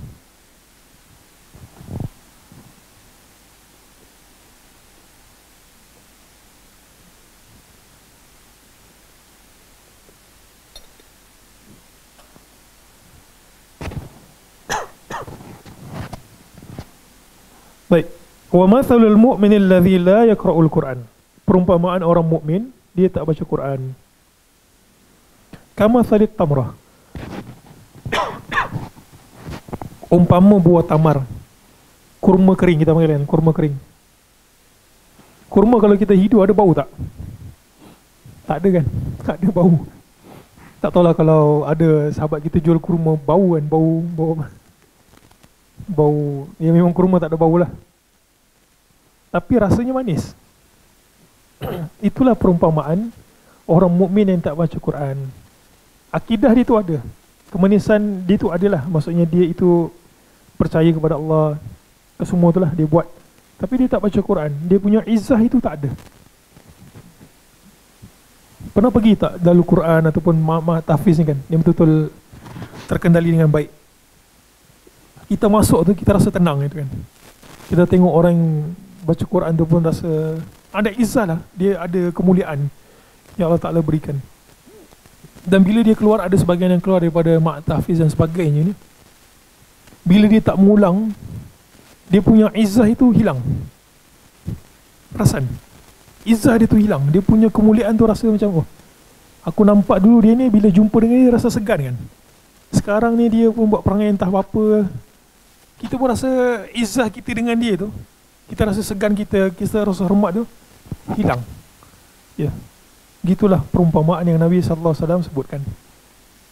Jadi baik, mudah-mudahan kita paling lowest sekali pun tamar lah, tak dapat oren, dapat kurma. Kita tak nak pergi kepada tumbuhan yang berikutnya. La riha laha wa ta'muha hulun. Tidak ada bau, tetapi dia punya rasa manis. Wa mathalul munafiq alladhi yaqra'ul Qur'an mathalur raihana. Orang munafik yang baca Quran, dia tak ada iman. Maksudnya rasa dia tu tak ada. Tetapi dia baca Quran. Umpama raihana. Raihana ini dia boleh kita sebutkan sebagai basil. Basil bahasa Melayunya apa? Selasih kot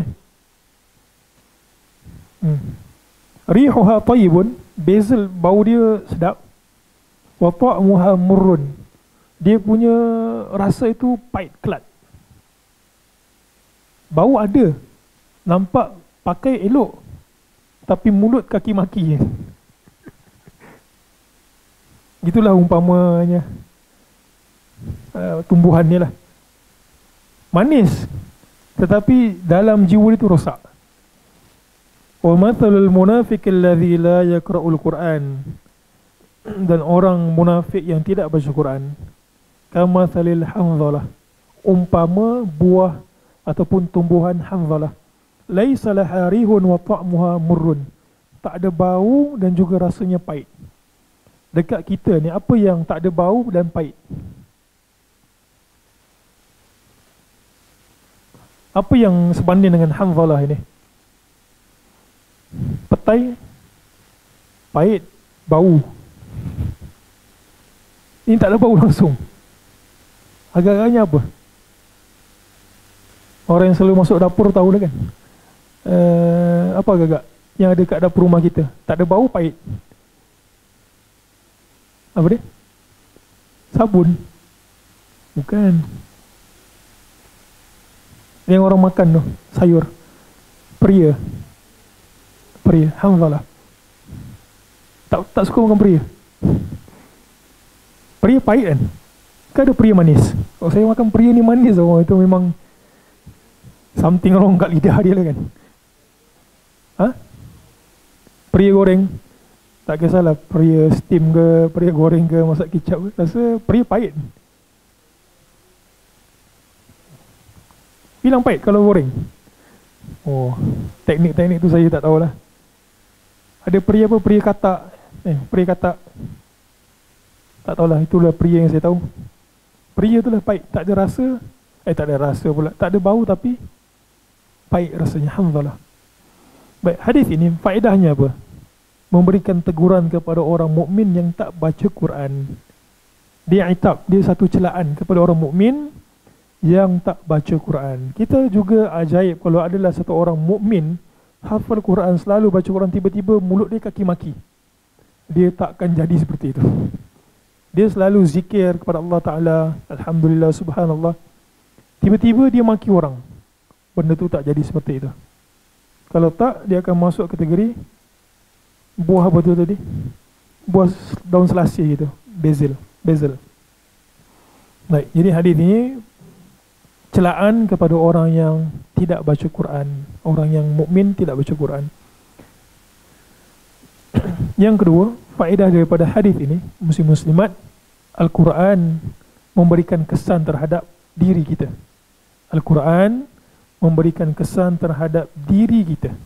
Okey, tu sebut Nabi kata sebut ada rasa tapi tak ada bau. Maksudnya dia tidak ada nampak ciri-ciri itu mukmin. Pernah tengok tak orang rambut panjang tiba-tiba pakai seluar pun entah macam-macam, datang ke depan baca Quran sedap? Pernah jumpa? Dekat tempat saya tu banyak gitu. Pakai compang-camping gitu kan, rambut tak terurus gitu tapi baca Quran sedap. Yalah, mungkin dia itu pandai baca Quran tapi dia punya penampilan yang izzah itu pada luaran dia tu tak ada. Jadi kita mukmin ni kita kena jaga dua-dua. Dalaman kita kena jaga dan juga penampilan kita itu, izzah kita, kemuliaan kita juga kita kena jaga. Yang sesuai dengan keadaannya lah. Takkan nak pergi main bola pakai jubah gitu kan. Kenapa ni nak jaga izzah kemuliaan? Dia tak jadi macam tu lah. Pergi swimming pool pakai apa? Pakai jubah, pakai wah tak jadi. Dia sesuai dengan keadaan. Majlis ilmu ada keadaan yang sesuai dengan majlis ilmu dan begitulah semua sekali. Baik, al-hadithul khamis, hadith yang kelima. Sempat ni insya-Allah. Ajrul mahir bil Quran wallazi yatata'ta'u fihi. Orang yang lancar baca Quran dan juga yatata'. Kita sebut yatata' tu pun kita tahu kan, gagap-gagap. Yatata'u fihi. Okey. Yatata'u tu maksudnya dia kita panggil apa? Tak yatata'u pelat ataupun dia susah nak sebut. Apa? Gagap. Tapi ini ada gagap, ada yang semula jadi, tapi ada yang dia baru baca Quran, dia pelat, katalah dia itu orang Melayu ni, alhamdulillah dia punya lidah lembut sikit. Mungkin kalau yang orang-orang Arab ni dia pelat, dia apa? P tu kan. Kalau kita sebut people, dia sebut Bible. Dia macam pelat gitulah, pelat. Dia memang ada yang pelat semula jadi, ada yang dia itu gagap sebab dia tak pernah baca Quran. Kata dia baru masuk Islam dan pelat gitu. Itu yatata'u. Kita nak sebut perkataan ni pun susah. Yatata'u. Gagap-gagap. An Aisyah radhiyallahu anha qalat qala Rasulullah sallallahu alaihi wasallam al-mahiru bil Quran ma'as safarah al-kiramil bararah walladhi yaqra'ul Qur'ana wa yatata'u fihi wa huwa alaihi syaqqun lahu ajran. وفي رواية والذي يقرأه وهو يشتد عليه له أجران. رواه البخاري ومسلم واللفظ لمسلم وأهل السنن وأهل السنن. Daripada Aisyah radhiyallahu anha katanya, qala Rasulullah sallallahu alaihi wasallam, Rasul sallallahu alaihi wasallam bersabda, Al-mahir. Al-mahir Melayu juga sebut orang yang expert, orang yang lancar, orang yang mahir baca Quran. Ma'as safarah al-kiramil bararah. Kedudukannya bersama dengan safarah. As-safarah ini muslim-muslimat, kalau ada kitab itu tengok, safarah daripada perkataan safarah. Sin alif farah. Kita sebut saya nak bermusafir kan. Maksudnya kita nak pergi berjalan. Kenapa malaikat ini kategorinya safarah? Safarah jamaknya adalah, pluralnya adalah safarah. Macam perkataan katabah, katibun, penulis kan. Dia punya jamak adalah katabah. Ini bahasa Arab sikit lah. Safarah, maksudnya malaikat tu dia travel. Memang tugas dia gitulah. Dia apa? Apa tak travel ni? Bukan bersiar-siar. Melancong-lancong. Dia kesana kemari lah gitu, safarah. Dikatakan kerana mereka itu membawa utusan Allah Subhanahu wa taala, safarah. Dan sebahagian menyebut malaikat kategori safarah ini adalah malaikat yang penulis apa? Pencatat kebaikan itu, pencatat pahala. Padanlah pun kan dia dapat seperti itu sebab dia selalu baca Quran.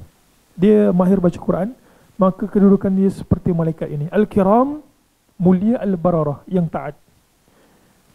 Itu kedudukan orang yang baca Quran lancar. Wallazi yaqra'ul Quran wa yatata'ta'u fihi. Dan orang yang baca Quran, pelat baca Quran.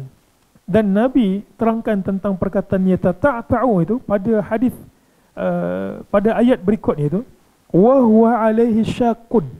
Dan dia baca Quran tu jadi payah mulut dia. Payah seperti mana saya sebutkan tadi, kerana pelat ataupun kerana dia tak biasa baca. Dia baru nak berjinak-jinak baca. Baginya 2 pahala. Pahala apa? Pahala baca Quran 1, dan juga pahala kerana meraihkan penat dia tu, susah dia tu nak baca Quran. Kalau kita tengok hadis ini, mana dapat lebih? Yang mahir ke ataupun yang gagap baca Quran? Yang gagap baca Quran dapat 2. Yang mahir dapat dengan malaikat. Kalau macam tu kita buat-buat gagap, boleh dapat 2. Muslim-muslimat sekalian, ulama hadis ataupun pensyarah terhadap hadis tadi ini menyebutkan ini tidak menunjukkan orang yang gagap itu lebih baik daripada orang yang mahir. Kerana ma'as-safara kiram, walaupun kedudukannya itu bersama dengan, walaupun orang yang gagap itu dapat 2, tetapi tidak menunjukkan yang 2 itu lebih daripada orang yang berada pada kedudukan bersama dengan malaikat. Satu. Yang kedua, kita dulu pun sebelum kita boleh mahir baca Quran, kita juga tak. Tapi kenapa kita boleh mahir? Kerana kita selalu baca. Kerana kita pergi berguru. Disebabkan kita punya mulazamah itu sebab Allah Subhanahu Wa Taala orang yang lancar baca Quran bersama dengan as-safarah al-kiram al-bararah. Ya, dia memang katalah dulu dia ponteng kafar gitu kan. Mak dia suruh pergi mengaji, dia pergi mandi sungai. Kemudian dia tak tahu gitu. Kain kawan dia tu pula daripada kecil taat, mak dia suruh pergi ngaji, dia pergi mengaji. Confirm dia dapat lebih. Baik. Ya tak tahu kat sini. Baik. Saya nak berikan satu pengajaran yang penting kat sini. Ya tak. Ini disebabkan 2. Pelat dia ataupun kerana dia itu tak biasa baca Quran. Ya tak kat sini bukan maksudnya adalah orang yang was-was baca Quran. Dia baru belajar tajwid, kena pula pelajaran hari itu makharijul huruf, makhraj huruf. Dot kena apa? Kalau ikut buku tu lah Abdul Qadir Leong tu, dot itu kena berada pada gigi gerham. Kalau nun kena muncung, kena belajar pula ismam. Kena letak maun, kena gitu. Dia pun jadi was-was. Dia kata aku ni ya tak, dia kata boleh dapat 2 pahala. Tak. Hadis ini tak menunjukkan orang yang was-was baca Quran. Was-was baca Quran itu adalah penyakit. Kita berada di pertengahan. Kita baca Quran menunaikan hak huruf supaya tidak berlaku 2 lahan. Lahan, pernah dengarkan perkataan lahan? Lahan itu maksudnya adalah kesalahan. Kita ada lahnul jali, kesalahan yang agung besar, yang menyebabkan kalau kesalahan itu berlaku, perubahan makna boleh berlaku. Di antaranya membabitkan pertukaran huruf ataupun panjang pendek.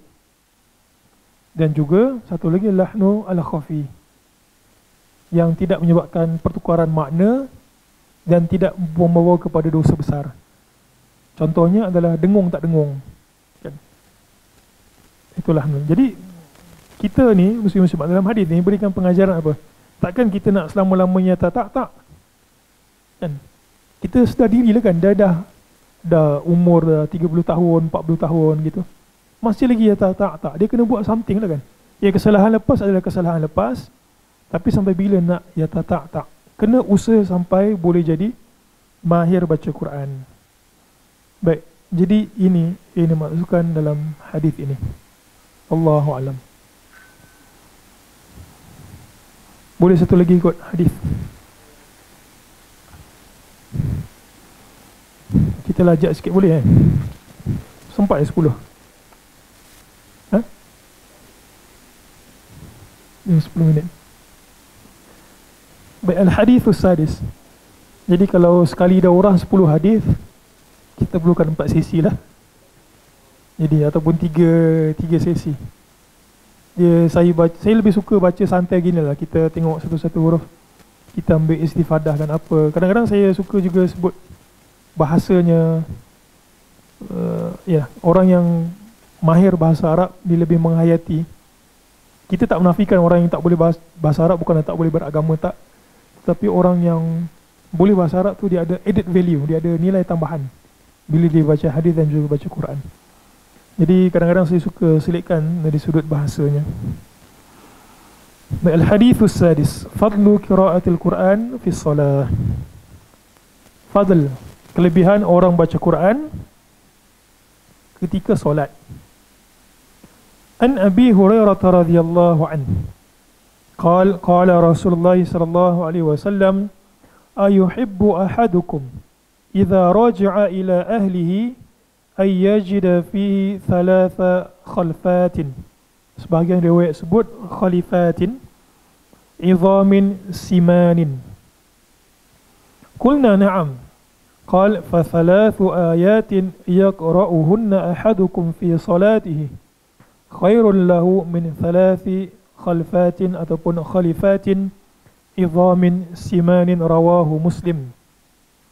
Ta'liq, komentar dia kata al-khalfatu an-naqah. Jumpa tak perkataan tu? Al-khalfatu ataupun al-khalifatu maksudnya adalah unta. An-naqah maksudnya unta. Al-hamil, unta bunting. Mujam'uha, pluralnya adalah khalfat ataupun khalifat.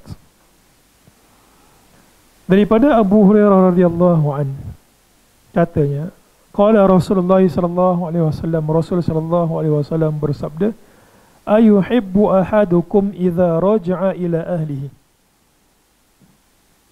Adakah salah seorang daripada kamu suka bila dia kembali kepada ahli keluarganya? Ini merujuk kepada lelaki lah.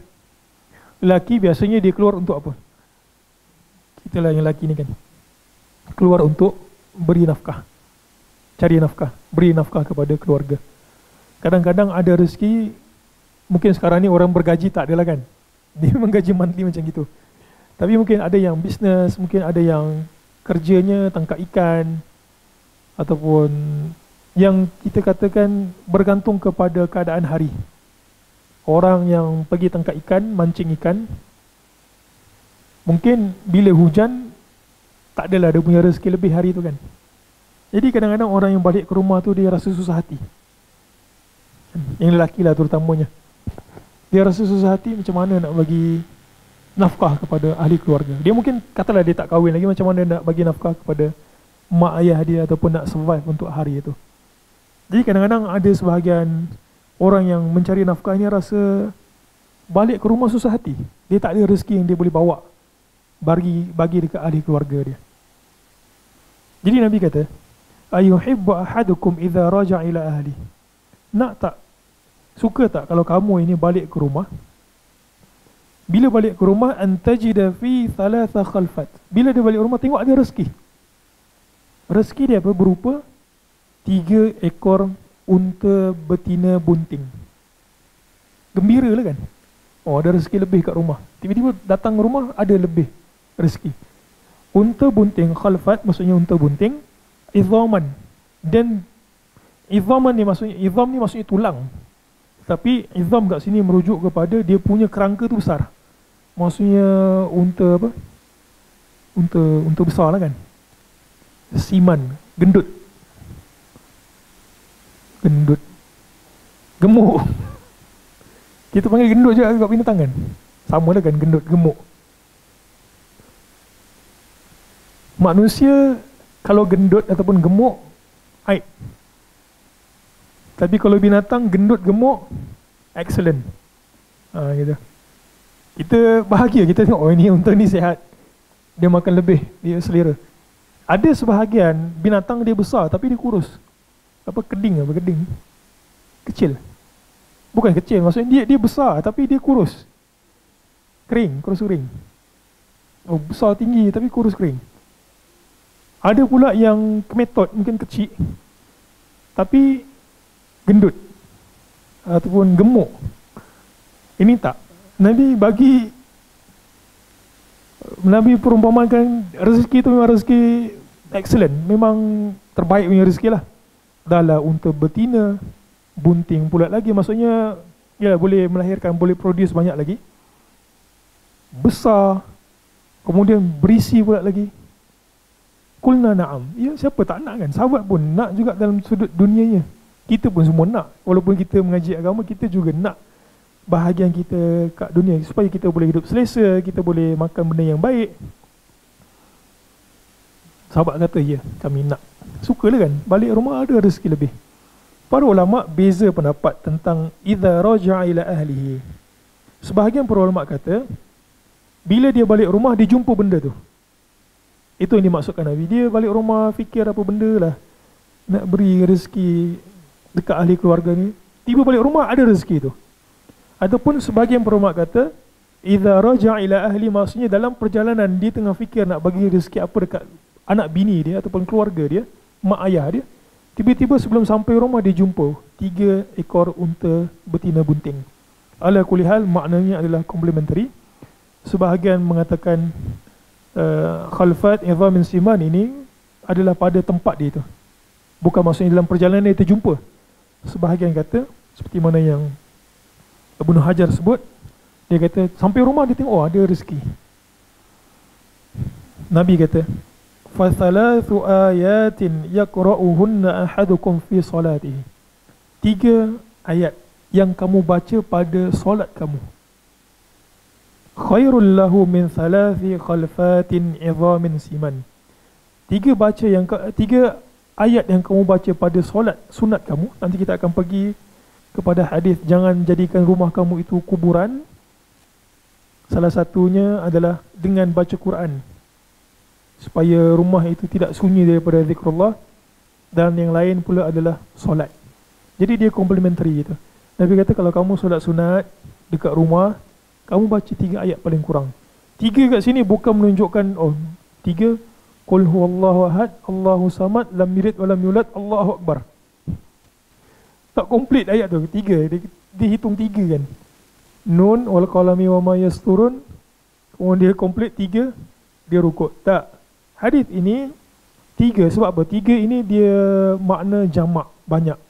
Kalau satu mufrad, yang kedua musanna, 3 kurang-kurang dia masuk dalam kategori jamak. Yang dimaksudkan adalah banyak baca Quran. Jamak banyak itu kurang-kurang 3 lah, boleh dianggap sebagai banyak. Tapi bukan maksudnya kena baca 3 terus Allahu Akbar terus rukuk. Nabi kata khairul lahu min thalathi khalfatin azam. Lebih baik untuk kamu daripada 3 ekor unta betina bunting. Hadis ini menunjukkan bahawa Al-Quran merupakan salah satu amalan yang berkekalan. Menunjukkan amalan yang berkekalan. Kita panggil sebagai apa? Al-Baqiyat As-Salihat. Amal-amal soleh yang berkekalan yang dibawa. Dia tak nampak lah, maksudnya takkanlah 3 ekor unta bunting sama dengan apa? 3 ayat yang kita baca dalam surat sunat. Kita tak faham seperti itu. Tetapi yang kita faham, 3 ayat yang dibaca ketika solat sunat ini adalah Al-Baqiyat As-Salihat.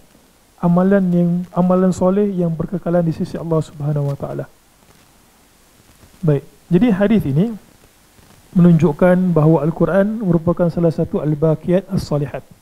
Nabi perumpamakan dengan unta bunting, betina bunting.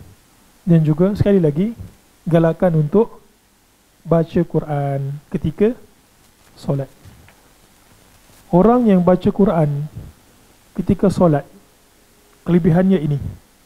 Tetapi orang itu tak boleh baca dengan baik kalau dia kosong. Kosong maksudnya apa? Tak ada modal. Kan budak tahfiz selalu sebut, itu engkau lah tasmi', dia kata, hari ni tak ada modal lah. Modal tu maksudnya apa? Bacaan baru dia tu kan, yang dia simpan, modal. Jadi dalam masa yang sama, hadis ini juga galakan untuk kita menghafal Quran. Kan ada orang tua saya tengok, siapa entah, dekat Arab pun ada, dekat Eropah pun ada, orang yang umur 50 lebih, 40 lebih. Dia baru start tu 40-50.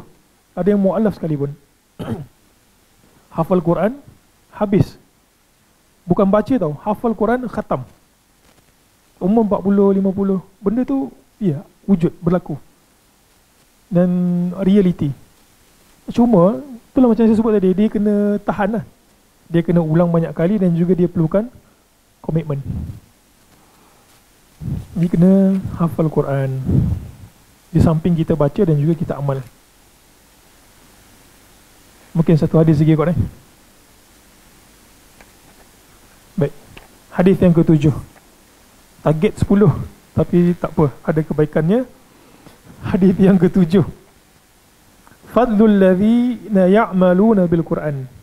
Kita sebut tadi sahibul Quran, dia baca Quran, dia mulazamah dan juga dia kena amal. Kelebihan orang yang beramal dengan Al-Quran. Anin Nawas ibn Sam'an radhiyallahu an. Qala sami'tu an-nabiy sallallahu alaihi wasallam yaqul yu'ta bil Qur'ani yawmal qiyamati. Yu'ta bil Qur'ani yawmal qiyamati wa ahluhu alladhina kanu ya'maluna bihi. تقدمهم سورة البقرة وآل عمران وضرب لهما رسول الله صلى الله عليه وسلم 3 أمثال ما نسيتهن بعد قال كأنهما غمامتان أو ذلتان سودوان بينهما شرق أو كأنهما خرقان من طير صواف تحجان an sahibihima. Rawahu Muslim wa Ahmad wal ladhu li Ahmad. Wa an Abi Musa al-Ash'ari radhiyallahu an anin Nabi sallallahu alaihi wasallam qala mathalul mu'min alladhi yaqra'ul Qur'an wa ya'malu bihi kamathalil utrujah tayyibatit ta'mi wa tayyibatir rih wa mathalul mu'min alladhi la yaqra'ul Qur'ana wa ya'malu bihi kamathalit tamrati طيبة الطعم ولا ريح لها. رواه البخاري. تعليق komentar. قال ابن قيم أهل القرآن هم الذي أهل القرآن هم العالمون به والعاملون بما فيه. Ibnu Qayyim menyebutkan ahli Quran adalah orang yang alim, orang yang mengetahui terhadap Al-Quran tersebut, berilmu, wal amilun, dan juga orang yang beramal. Wa in lam yahfazuhu an dhahril qalb. Ini saya sebutkan tadi. Walaupun dia tak hafal, tapi dia selalu baca, dia tahu, kemudian dia beramal, maka dia boleh dapat gelaran ahlul Quran. Wa amma man hafizahu wa lam yafhamhu wa lam ya'mal bima fihi falaysa min ahli. Hatta Ibnu Qayyim sebut, hatta walaupun dia itu hafal Quran, tetapi dia tidak faham dan dia tidak beramal, falaysa min ahli, maka dia tidak boleh consider sebagai ahli Quran.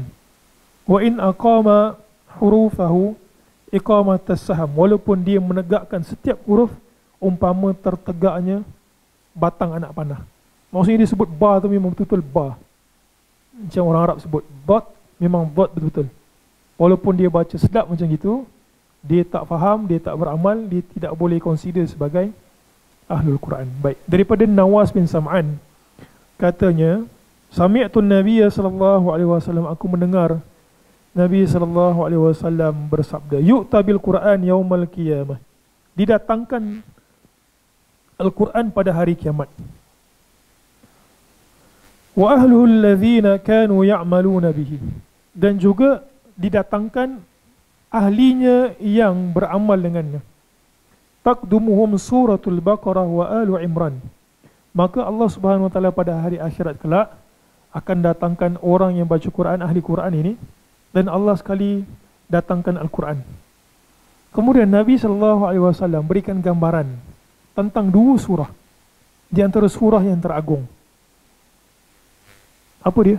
Al-Baqarah dan juga Ali Imran. Surah yang paling panjang, surah yang mengandungi Asmaul Husna, surah yang cerita tentang kesesatan penyelewengan ahlul kitab, surah yang cerita tentang hukum hakam.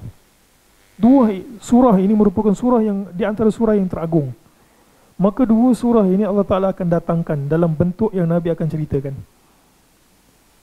Kemudian Nawas bin Sam'an kata, Nabi perumpamakan surah Baqarah dan juga Ali Imran itu dengan 3 perumpamaan yang mana perumpamaan itu aku tak akan lupa sama sekali. Thalathata amthalin ma nasituhunna ba'da. Dia kata Nabi perumpamakan Baqarah dan juga Ali Imran dengan 3 perumpamaan macam mana dia datang, bela ahli Quran. Dan dia kata aku tak akan lupa perumpamaan yang Nabi sebutkan. Al-Baqarah dan juga Ali Imran, nama lain baginya adalah Zahrawain. Zahrawain daripada perkataan Azhar. Daripada perkataan Azhar. Azhar adalah muzakkar. Dalam bahasa Arab ada jantina. Bahasa Inggeris juga ada jantina. Kalau dia, Melayu sebut dia je lah. Dia perempuan, dia lelaki. Kalau Arab dia ada jantina. Huwa, hiya. Bahasa Inggeris pun ada jantina. He, she. Jadi Azhar ini muzakkar. Dia punya muannas adalah Zahra. Jadi daripada Zahra ini Zahrawain, Zahrawan. Itu. Maksudnya adalah yang bercahaya. Al-Baqarah dan juga Ali Imran. Baik, apa perumpamaan yang Nabi bagi? Ka'annahuma ghamamatan. Ghamamatan, Nabi kata, umpama yang datang dua Baqarah dan juga Ali Imran tu datang serentak tu umpama 2 awan. Kemudian Nabi sebut lagi, ataupun dia datang umpama zullatan saudawan, 2 awan hitam. Kan? Nawas bin Sam'an kata aku tak akan lupa 3 perumpamaan Nabi bagi itu. Bainahuma syarq. Di antara keduanya itu dia ada syarq, gharb. Syarq, timur, gharb, barat. Maksudnya datang beriringan gitu kan. Au ka'annahuma hizqan min tar. Hizqan dalam riwayat lain disebutkan sebagai firqan. Dalam bentuk gerombolan burung yang berbaris, yang mengepakkan sayapnya gitu. Maksudnya orang nampak tu, bila dia datang jumpa Allah Subhanahu Wa Taala, Allah Taala panggil dia, Quran tu sekali datang dengan dia kan. Ya kita tengok tu, Masya Allah. Maksudnya apa yang datang tu? Al-Baqarah dan juga Ali Imran. Dia datang sebab apa? Sebab dia nak bela orang yang selalu baca dia, dan juga dia nak bela orang yang beramal dengan Baqarah dan juga Ali Imran. Ya, takkanlah kita faham dia ni beramal dengan Baqarah dengan Ali Imran je. Surah lain dia tak beramal.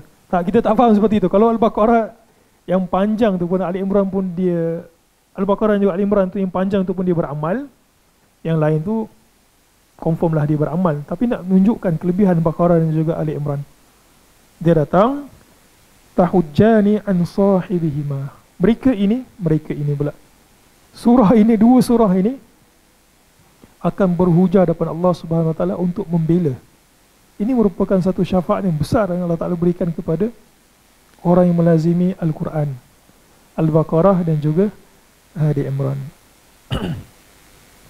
Jadi pengajaran daripada hadis ini adalah tidak dipanggil orang itu sebagai sahibul Quran ataupun ahlul Quran, melainkan dia kena baca, faham dan juga beramal. Jadi Allahu alam, sampai sini saja saya kira. Saya juga ada urusan sebentar lagi. Mudah-mudahan ada kebaikan untuk daurah kita yang pertama ni. Mungkin insya-Allah kita cuba sambung dah sampai habis.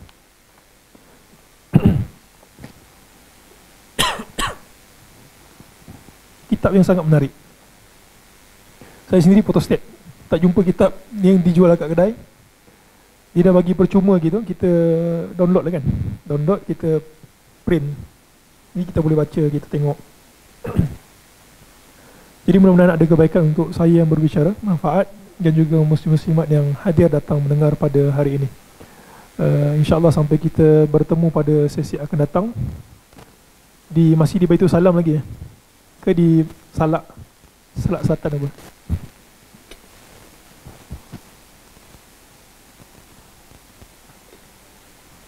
Saya difahamkan kita akan berpindah. Mungkin pengurusi boleh sebut nanti. Tapi untuk Ramadan ni kat sini kan. Ha.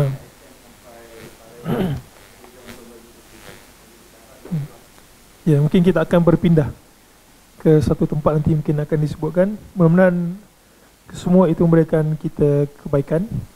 Jadi itu saja muslimat, dan esok ada daurah kan, mungkin akan disebutkan, dan juga kelas hari Ahad syurga neraka kita sambung. Kitab tu sikit lagi nak habis.